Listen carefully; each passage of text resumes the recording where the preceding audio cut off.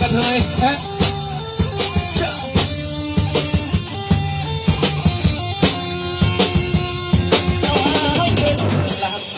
เห็นบ้านตัวขาวเป็นสารเท่า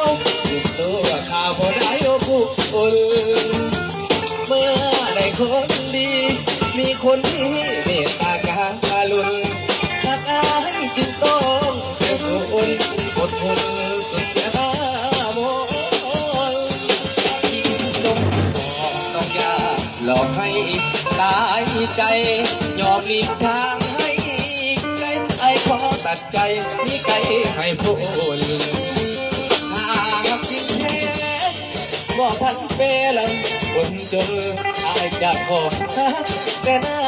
มนจนแสบจนน้องจงบอกออกมา